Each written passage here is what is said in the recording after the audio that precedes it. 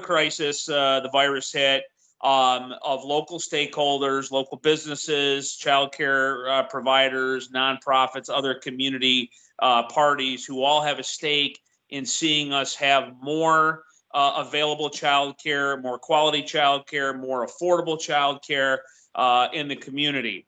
And so we had that conversation started.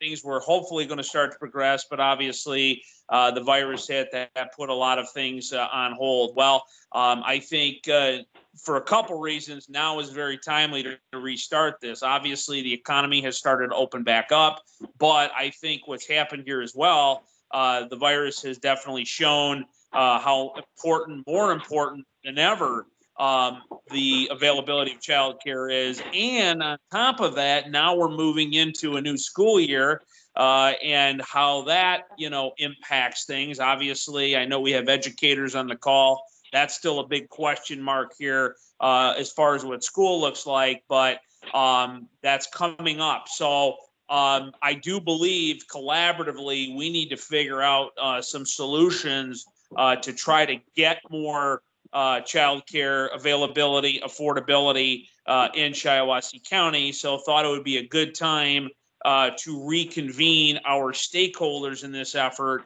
And really what I'd like to be able to do today is a couple of things. Number one, obviously, we're going to have everyone introduce themselves so we are able to somewhat network amongst each other on the phone.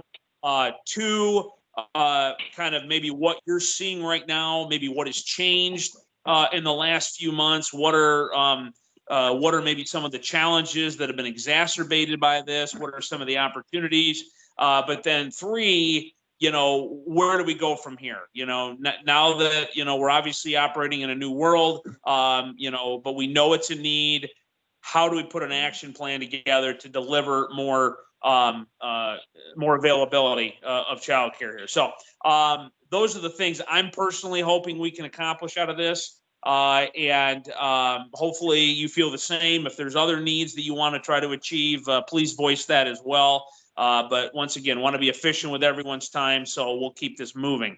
Right now, what I'd like to do, because we have a number of people on the call, some are on a phone, some are on Teams, I'd like to have folks introduce themselves, say who you're with, and then, maybe what your particular interest is in this issue, and we'll just kind of move around the virtual room here and make sure we all know who's here. So with that, I'll just open the floor up. Anybody want to jump in and introduce yourself? Go ahead. Yeah, this is, thanks, Justin. This is Joe DeJohn from Childcare. Clearly we're here with Grant Wells, also from Childcare, and we are here to eagerly discuss childcare in Shiawassee County and to see how we could better serve the community and where the opportunities are to work with employers to fill the needs that families have, which is really growing during the pandemic. Grant, you want to say hi too? Oh, you bet. So thanks. Great to be here, and that this is moving forward, and it's going to be a wonderful thing for the county. I'm the director of consulting here at Childcare, and just glad to be part of the conversations. I'll flip it to the next person. Jamie Gaskin here, United Way CEO, and Emily is also on the line from United Way. Thanks, Cheryl Jamie. Cheryl Peterson with the Small Business Development Center, SBDC, just available to help in any way, whether it's growing an existing business, starting a new business relative to this issue of childcare needs in our community. Good morning, everybody. This is Laura Archer from the Shiawassee Family YMCA. As you may be aware, the YMCA is a really youth-focused and family-focused organization, so we're here just to offer whatever support we may be able to offer to help address this need.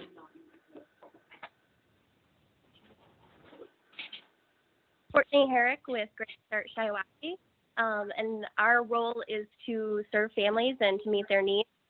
One thing that we've done through the pandemic is utilize Great Start Hub to connect families here. So we're also connected to the state's Great Start Quality System. So I'm just here to kind of talk about what we're hearing from parents in terms of need and to utilize our current structures to help connect families to what we can do to meet their needs. Very good. Sorry, this is Elisa with Josh's Frogs, and I am just here to get some information to be able to share with some of my employees.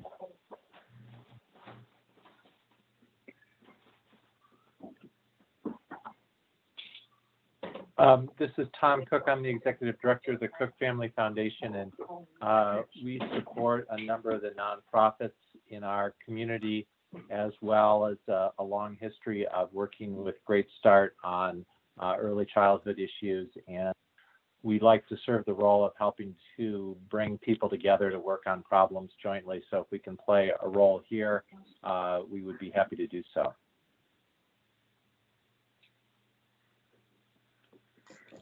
This is Amanda Rowell, Director at Bentley Bright Beginnings in Owasso. Just here to kind of hear what the needs are and offer some information of licensing requirements and stuff since the pandemic has hit. Thank you, Amanda. You're welcome. Who else do we have? This is Kim from the Shiawassee Community Foundation also. Same as Tom, we're here to support the nonprofits and spread the word also of any assistance that can be had for child and daycare.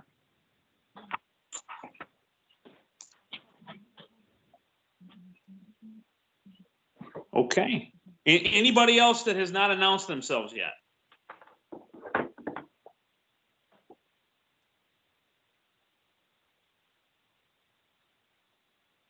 Anyone else? I know Brent and Jody are on from my team. Anyone else?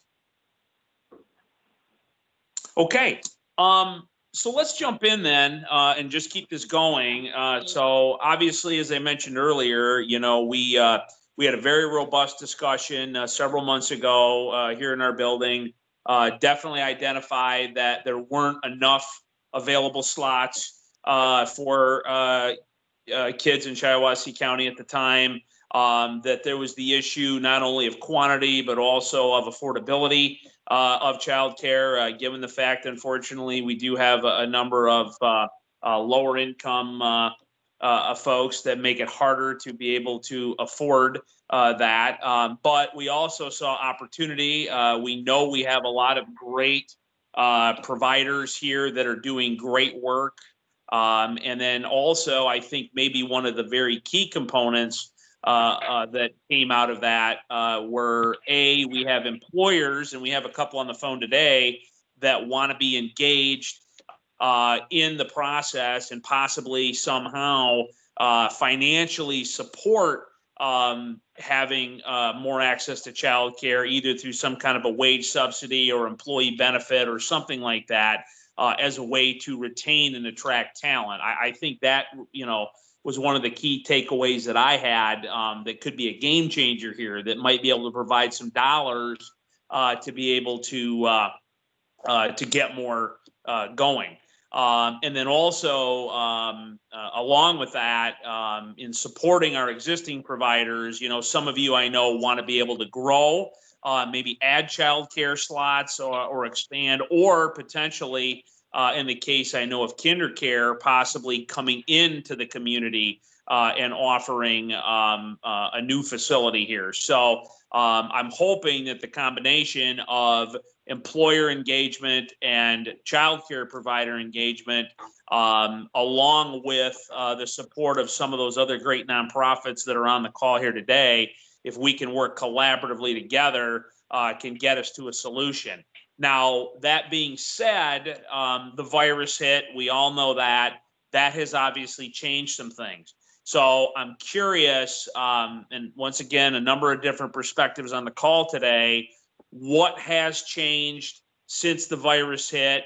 what is maybe what's better, but probably what is worse. What are some of those newer challenges, and how does that affect us going forward? So once again, open discussion here.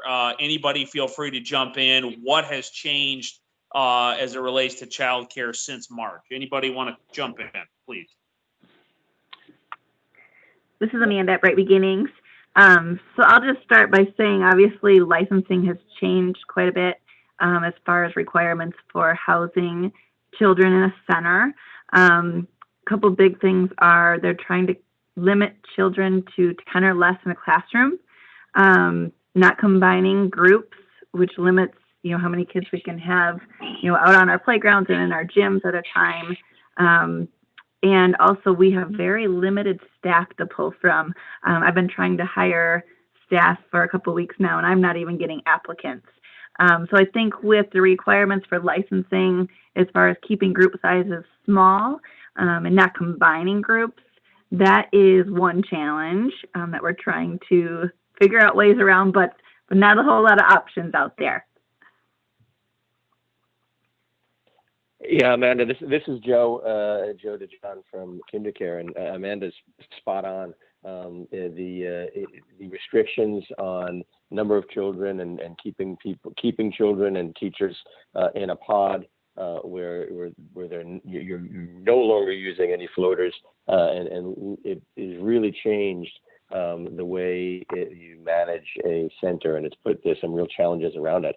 Other challenges we're seeing are on the need for childcare is shifting to include more school age now, with the schools being more and more likely to be either remote or hybrid. So we're seeing a huge demand for school age and adjusting some of our centers to accommodate that.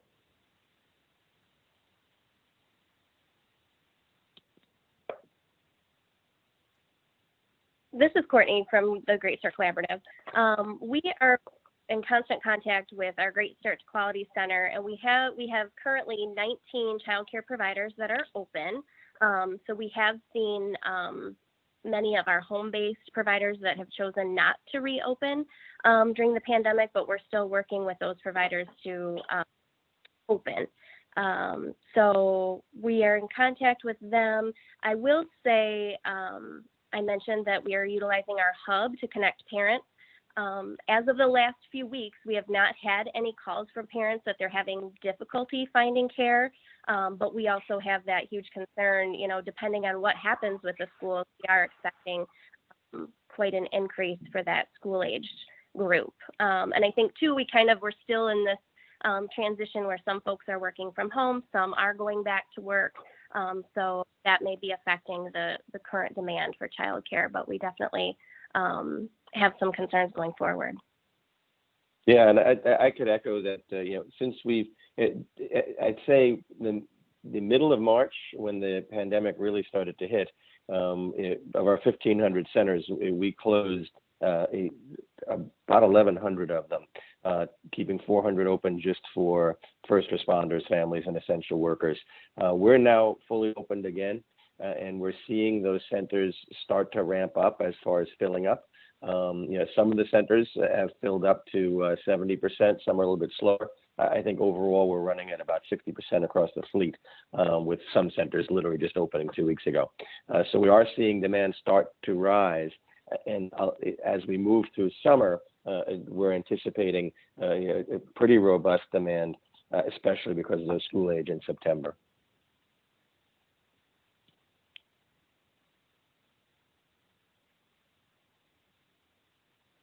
What's the I heard the workforce issue mentioned. I mean, obviously that was a major challenge before the crisis hit, but it sounds like that continues to be a challenge in finding workers. Is that right?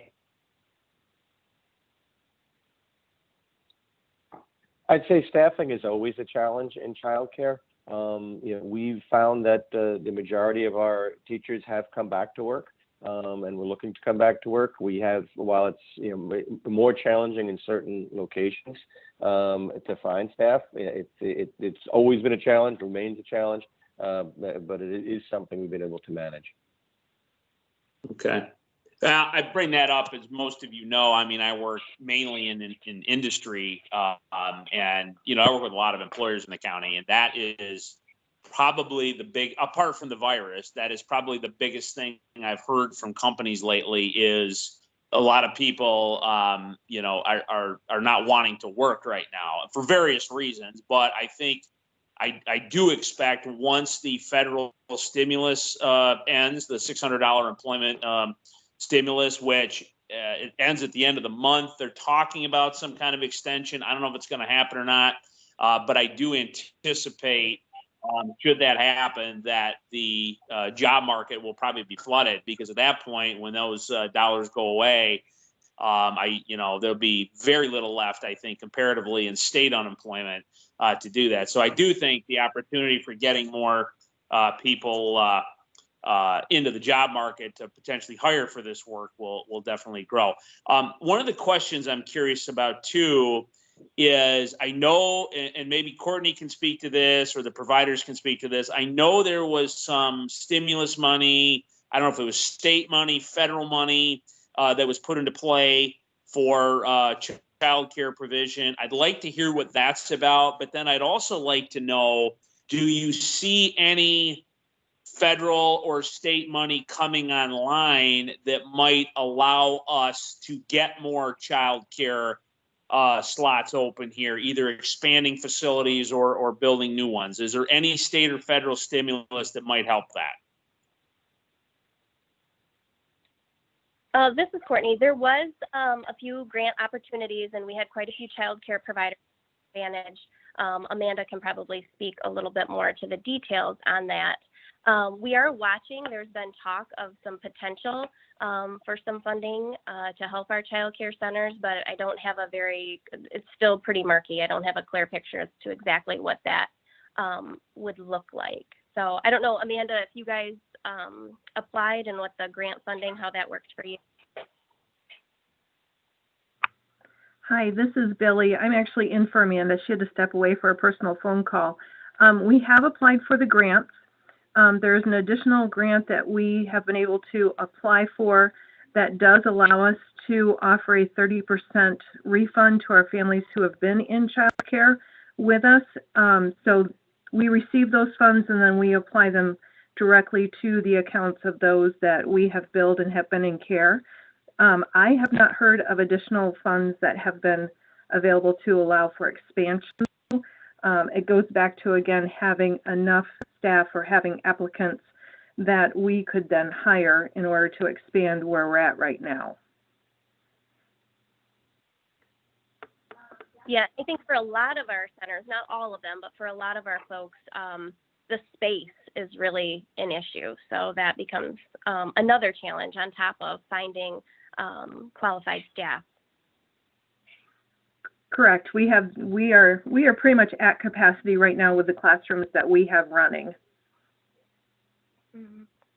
There was some talk, and again, it's going to be dependent on what happens with the school, but some of our licensed school-based providers, if school is not in session, they may have a little bit more flexibility and more space available to expand. So that was something when the pandemic initially hit and schools were closed, we were working with our school-based partners, and many of them were willing to help. So I'm hoping that that's still on the table too, depending on what happens in the next couple of months.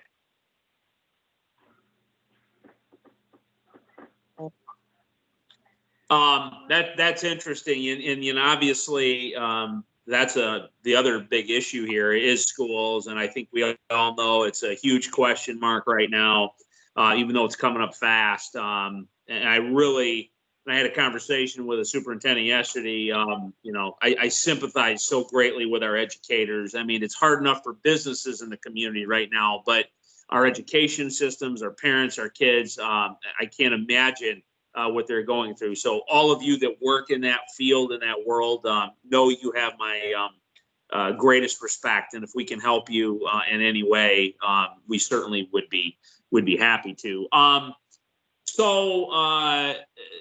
And thank you for that information. I'm just curious, obviously one of the issues here, I mean, there's a lot of issues, but, if there are state or federal grants that are out there to be able to achieve some of our goals, that would obviously be ideal. So given you talked about the schools, maybe a possibility if they're not able to reopen, but with social distancing, with, all of that, is there, if the money was there, is there literal room from our existing providers today to be able to expand? Or are we pretty much all booked up and we need to find a new facility to come online to address some of these needs? Well, this is Courtney again. That's where I think it would be valuable, kind of having a needs assessment and kind of a survey all of our providers. I think it's mixed. I can say, and again, I'm speculating, but I would say more than half of our providers, center-based providers, are probably tapped out for space and are utilizing everything. But I wouldn't want to speak for everybody. I think it would behoove us to do some kind of survey and analysis of that. Well, and Courtney, that's a pretty good segue because one of the reasons that I wanted to have Joe and Grant on the call, I know Childcare has expressed some interest in possibly establishing a facility here, but before it even comes to that, they have some capacity and capability to be able to help us coordinate that survey. They do that. That's part of their business. So actually, Joe, Grant, can you maybe jump in here and talk about what that might look like, that analysis? Sure. Yeah, I'm happy to talk a little bit more about it. And Grant, you could support and offer your ideas as I go along. But the way it typically works, and when we look at and we work with an organization to help determine need, is to start with a survey of employees. So what we would be looking for is maybe a consortium of businesses that have concerns for childcare needs, where we would be able to survey their employees through an electronic survey that would not only determine what the need is and the likelihood of utilizing a child care center, but also the type of need, the age groups, the cost, what people will be willing to pay. It'll give us a good idea of the size of a center that would need to be built to support the need in the community, as well as what each individual business that participates in it, what their individual need would be, and what their exposure could be for a space in that center. If they wanted, it also would suggest if there were need for subsidy, we'd have a real good picture of what that challenge is that's facing these families by doing this survey. Typically, 6 to 8 weeks to complete it. It might be a little bit more challenging in this case if we're using multiple businesses, but it is certainly something that is tremendously eye-opening, and the results we provide would be, I think, very, very useful to your group. Grant, would you like to add anything to what I said? I think I captured it, but you might have some additional color. Yeah, definitely. The phase one needs assessment is really all about what does that demand profile look like by age group. So if you're going to build a center, there was some discussion earlier around age groups, specific things with COVID today, hopefully again, 18 months from now or longer, depending on kind of how long all this takes, there's going to be different things in play, hopefully, and hopefully there's more of a normality. But as we think about it, that demand profile says, okay, how big a center, how many infants, how many 1s, 2s, 3s, 4s, 5s, the school age children, what sort of capacity would you like to have for that? What sort of employers, as Joe painted the picture, actually have an interest, to make this center come to life. And the survey actually gathers all that, everything from are they interested in backup care, what's the age of the child, what are they doing today for their arrangements, what are they paying, do they anticipate having children in the future? And then, we break all that down, and then it becomes, oh, this is how big a center it looks like could be supported in that community from the local employer's viewpoint, and then there'd be a certain amount of community that might also help fill that center. So that really, that phase one really is all about what does that demand profile look like. We've got the tools. We can gather a lot of information around, absenteeism and other things that have been prevalent for a lot of companies, to your point, Justin, about, attracting and retaining talent. So I think that's my piece on this. Yeah. This is Cheryl. A question about the survey. Would it elicit a response around shift work and the necessity of a 24/7 facility or a 7-day-a-week facility? We definitely have questions that capture that information. One of the things I would just say right away is a lot of people say they want 24/7, but very rarely do people utilize like something past 8 o'clock at night, or a lot of people like early drop off, especially for shift work, especially if it's at they have to be logged in by 6 o'clock in the morning, so they got to drop off at 5:30 or so on and so forth. But we do have 24/7 operations in the U.S. In extended hours, but we definitely capture is shift work part of your job? What is that? Do you feel like that's impacted your childcare today? So we definitely gather the information around shift work. Thank you. Good question, Cheryl. Yeah. So just so I understand here. Oh, go ahead. Oh, Justin, this is Jamie from United Way. Just my one question would be, is we were in support of this survey, happening prior to the COVID scenario, but is KinderCare have some thoughts about how they can tease out what a normal answer to these questions looks like versus where we are now? Because my concern would be in doing a survey now to make sure we're really getting a response about what the non-COVID world looks like and the COVID world looks like, because the needs are going to be so very different because we're in such an atypical moment. And I'm just curious how KinderCare is thinking about how they tease that out. Jamie, that's a great question. It makes me think about a few things, a few ways to answer that. First off, and I'll throw it to Grant in just a second. We've done many surveys throughout the years, and we could compare the data that we're getting from this survey to previous surveys, pre-COVID, pre-pandemic, to see if we see any crazy anomalies. But the other piece, we typically, when we construct a center, we're always constructing that center to be really changed and easy to develop going forward.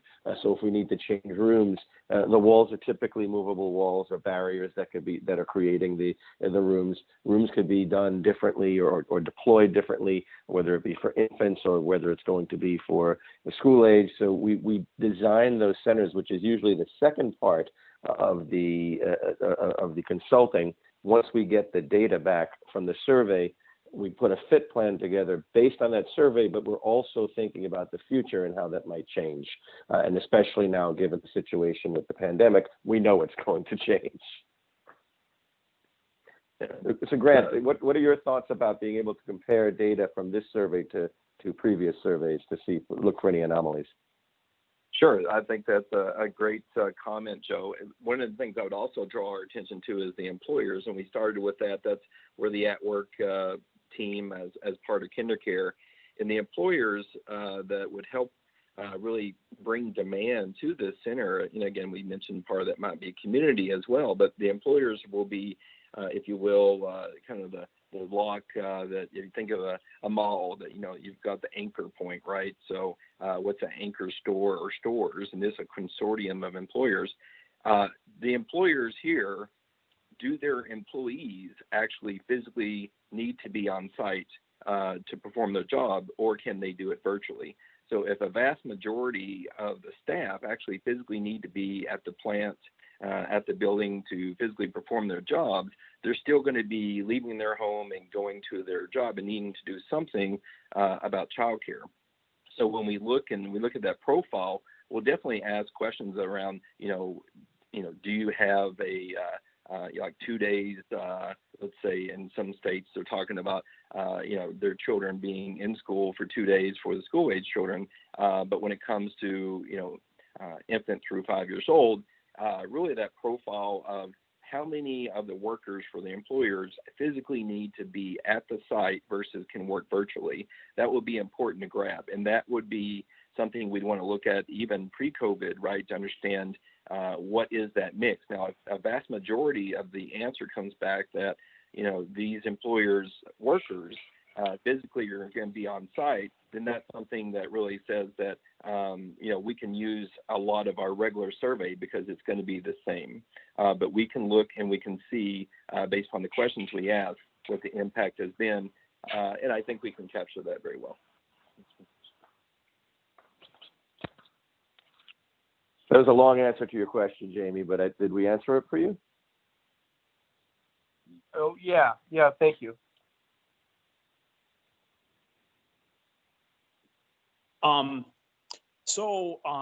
There's the employer part of it, Joe and Grant. Now, as Courtney talked about, what is the interview process for some of the current providers? Do you talk to all the providers and understand where they're at and what their interest might be in expanding?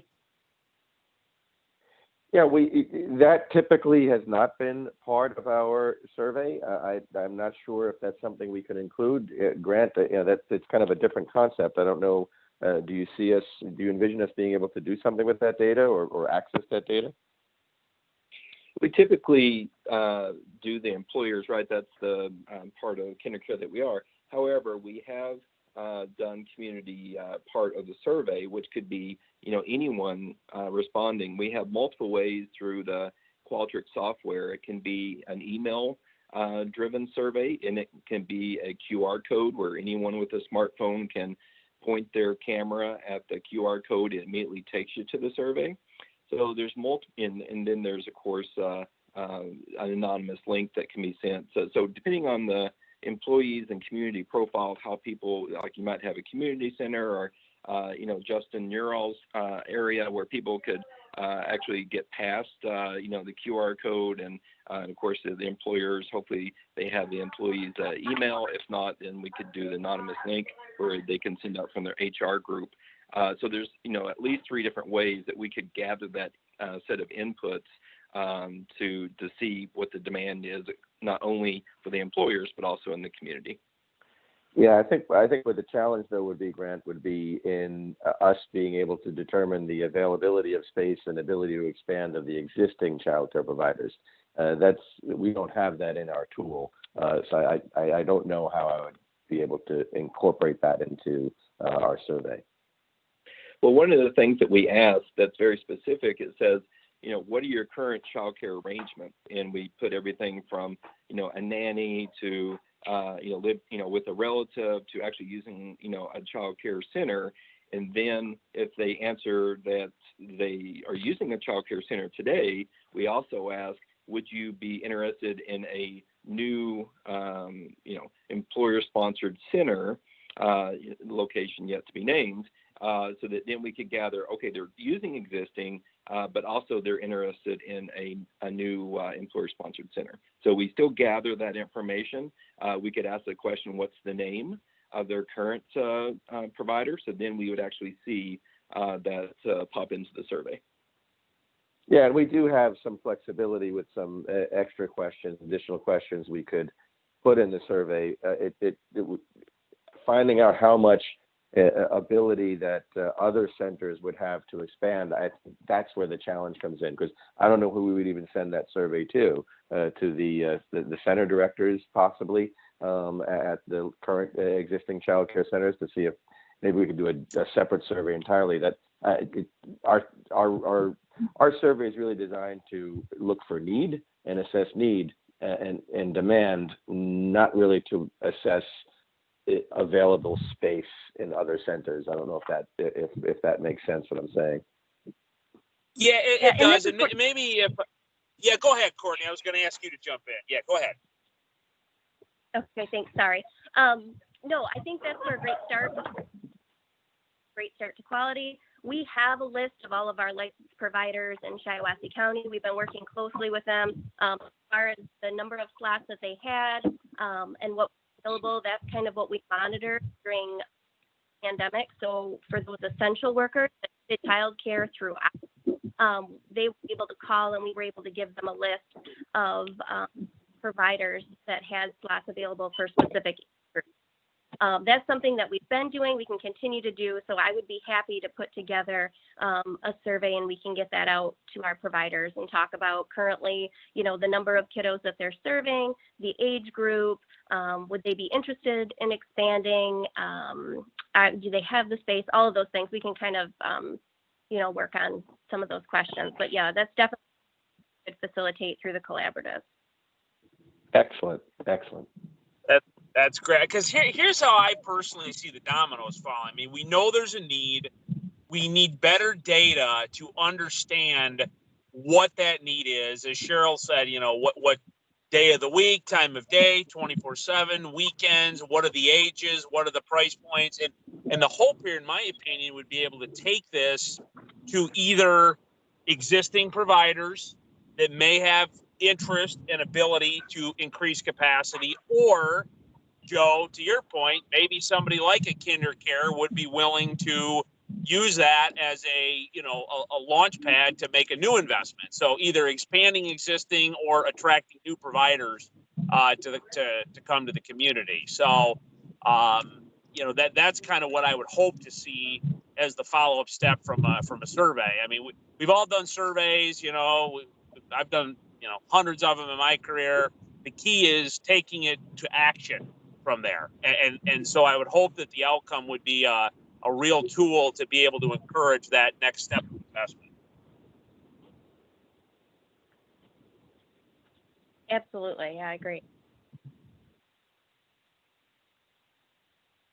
And let me ask you this, just while we're talking about the survey, Joe, is there, I know you would work with employers on this, is there a mechanism where you would also identify what that employer commitment might be, or how an employer could be engaged in supporting childcare? Because to me, I mean, once again, it's all about the money, and we need more resources to help certainly our current childcare providers, or even new ones coming in.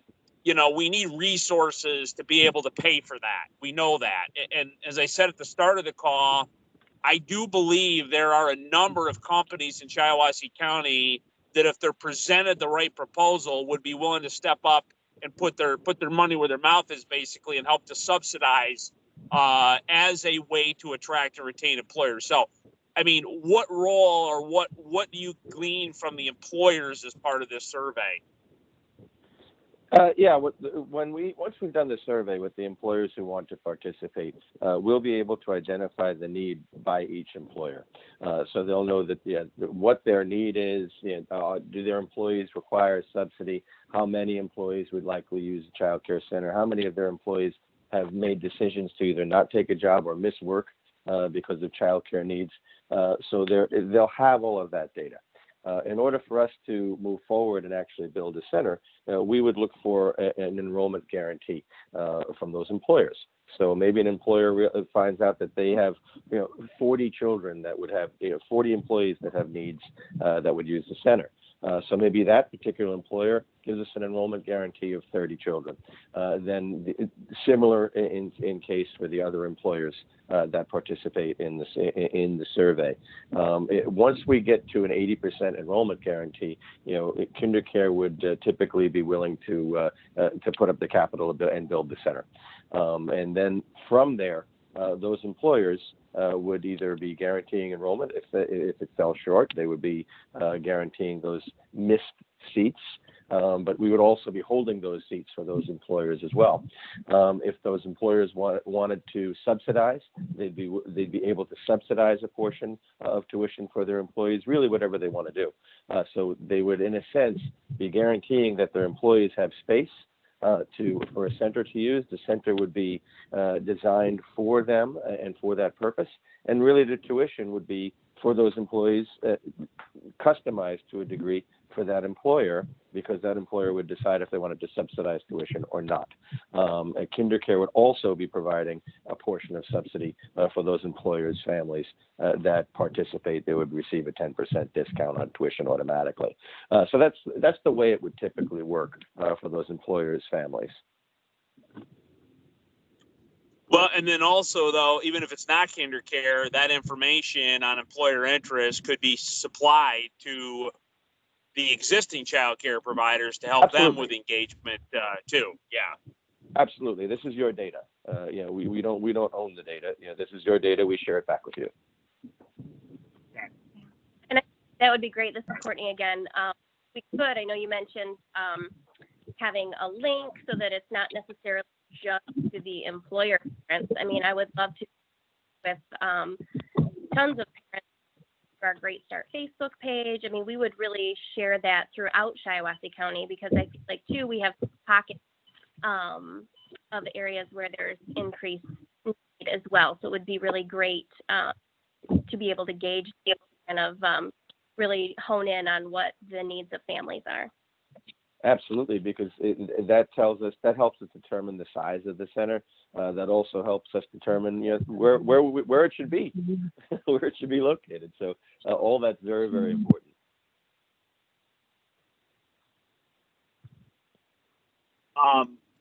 Well, I think we're on a path here. I mean, unless I'm wrong, and please, anyone that has not commented, or even if you have commented, jump in. But it seems to me like kind of maybe where we were going to go before the crisis, we want to stay on that path of doing some kind of a survey. Obviously, Joe, you and your team, you do this all over the country. I don't know how many surveys you guys have done, probably hundreds, maybe thousands. I don't know. What does that process look like? What is the budget? Who normally funds that survey? Can you go into that? Yeah, I'll share that answer with Grant as far as the process, but I'll start with the typical cost of the survey. The consulting process is pretty straightforward. I think I had already shared it with you one time earlier, but the phase one of the survey, which is of the consultation, excuse me, is $8,000. And that typically takes 6 to 8 weeks for us to get the whole survey set up, get the whole survey launched, and then get all the data back and provide that data, make some all the analytics around that data, and build a presentation around it so it actually makes some sense. That's shared back with you. That takes the whole process should take about 6 to 8 weeks. What happens next? The next part of the consultation is once you've done the survey and you've got your results. If you start saying, look, we want to do a feasibility study for a site. We want a fit plan for that site. What's the center going to actually look like and cost? On an ongoing basis, tuitions and all of that stuff. We'll build that out. That market analysis is phase two. Phase two is typically $10,000. We work with organizations that where a single company would pay for this in order for us to analyze the needs of their single individual business to potentially build an on-site childcare or a childcare dedicated just for them. And then we work with consortiums where it's split between several businesses because they're all getting the results back from this, and they work in consortium. So that's typically the way the financials work and the way the process works.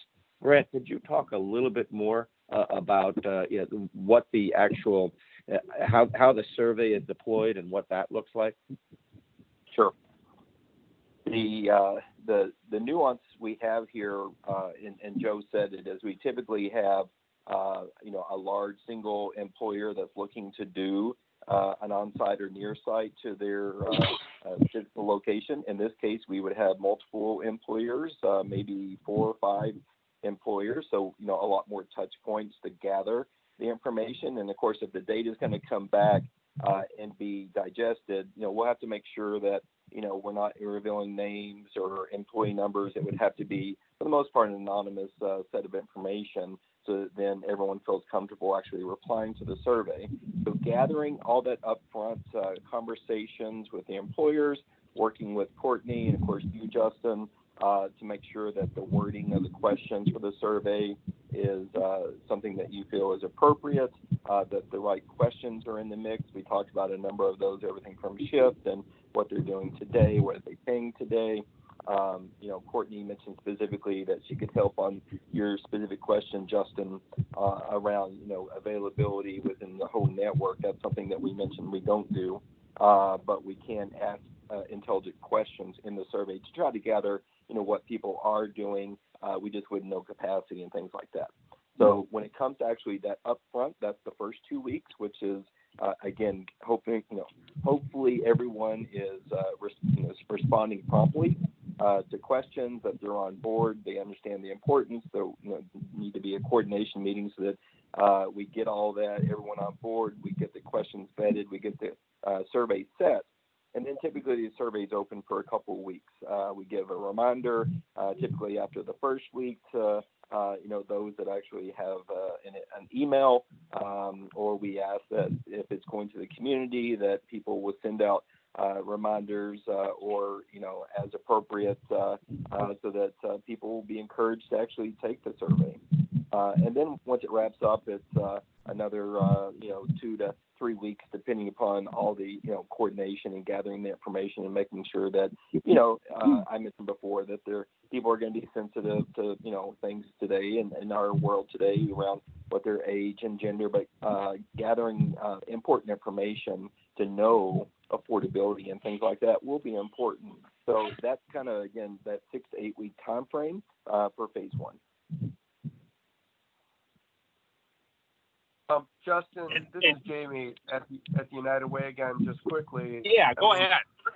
We've kind of come in and said, although we can't pay for all of phase 1, we would certainly be willing to, invest a couple $1,000 if the employers and some of the folks on the call would also be willing to contribute. So, if we can put together the $8,000 with a handful of companies and partners, we could certainly hub that $8,000 and then pay KinderCare for that as a fiduciary if needed. So again, I just jump out there and say, we're certainly willing to throw a few $1,000s in this, but we certainly need the companies that would be most invested in the long term, as well as any other community partners that are willing to be supportive.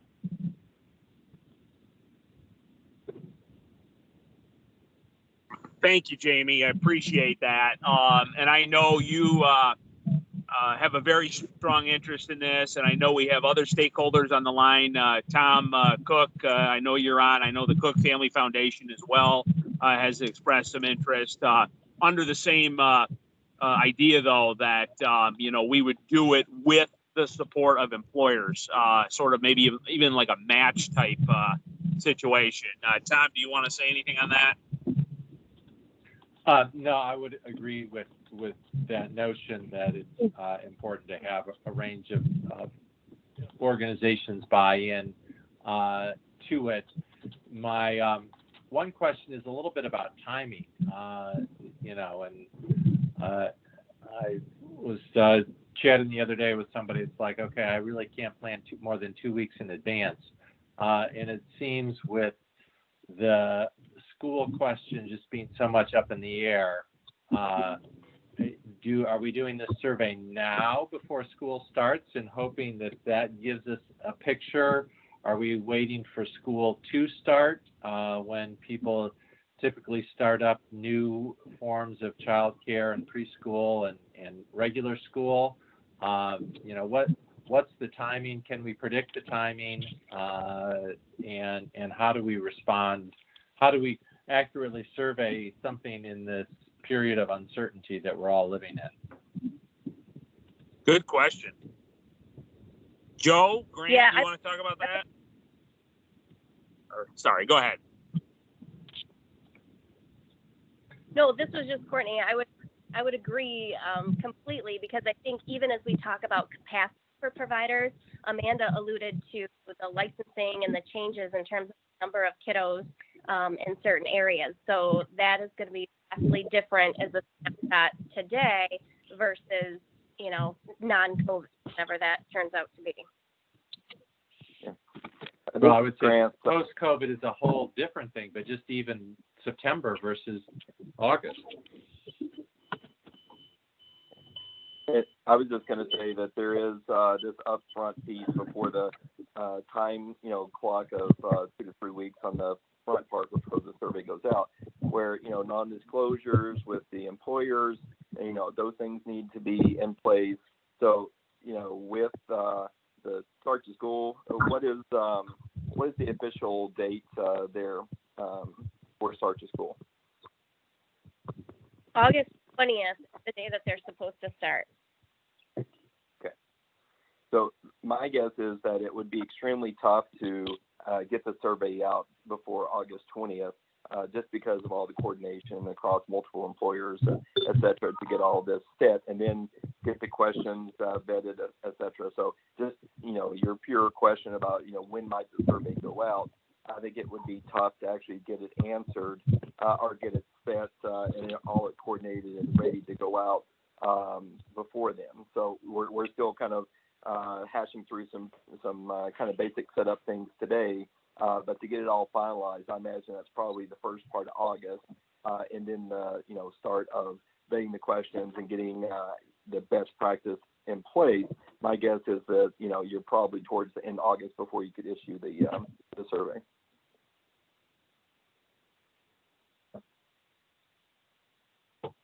So I don't know if you have any thoughts. Yeah, I think, given that we probably couldn't launch the survey before the end of August, that would mean they are back to school. And just intuitively, I think it might make sense to do this once people are back to school. They've digested the new normal. They're understanding what their needs are. Right now, I think if we were to send the survey out today, people wouldn't even know how to answer because they're just digesting all of this. So, if I had to estimate, I would say you should probably do it sometime in September.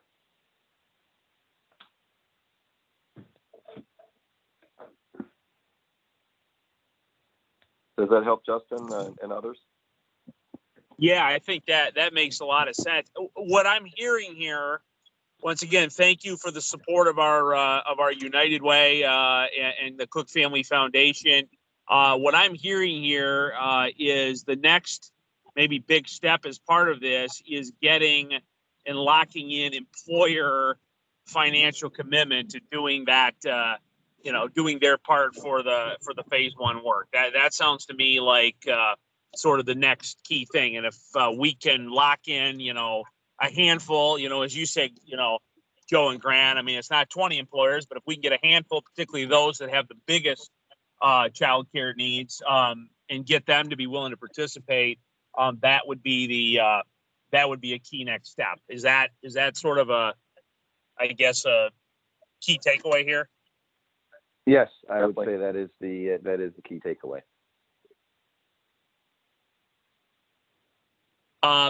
Any other comments? I want to be respectful of everyone's time. We've been on since 10, so I was thinking we would go no longer than 11. Anybody want to add any comments or ideas, or where we go next? Any other thoughts? Justin, this is just Jamie one more time. Again, if we get commitments for the $8,000, the gifts to United Way are tax deductible, or might have some benefit to working through us. And also, we can also execute the payment before we've necessarily collected on the pledge. So if you can get the companies to commit, some dollars to match, we certainly can proceed without having collected that money, but, even if we have to wait to collect that pledge. So again, we can move on that pretty fast if we can find the corporate partners to do it. Okay. And I'll take a leadership role. I mean, it probably goes without saying, but, given our relationship with a lot of companies, particularly the big ones that have the most interest in this, I am happy to take on that leadership role. And actually, that was kind of where I was at before this crisis started, was beginning some of that dialogue with those companies. So I think I'm happy to get back to doing that and trying to hit, the top 3 or 4, folks that want to do it. I'm thinking, if we can get them in at, $1,000, $2,000 a piece, somewhere in that area, that's a very small commitment on their part, and would help us get us over the top. So, and Jamie, thank you for that offer. And actually, I'm going to push for that. I think that makes a lot of sense for you to be the fiduciary and that extra tax benefit. Not that that's why they're doing it, but if they can make that charitable contribution, that would help them. I think that just makes it a little better. So I will push for that if that's okay.